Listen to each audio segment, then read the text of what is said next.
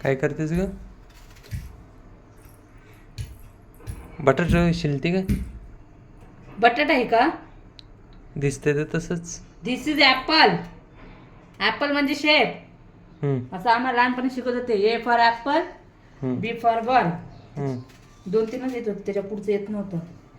का मग मॅडम आम्हाला म्हणायची मेली? मॅडम म्हणायची तुम्हाला आमचं डोकं जरी कापून लावलं तरी तुम्हाला काही येणार नाही असं. ट्राय करून पाहायचं ना एकदा. नाही असं म्हणत होतं मॅडम. डोकं कापून द्यायचं ना मॅडमला.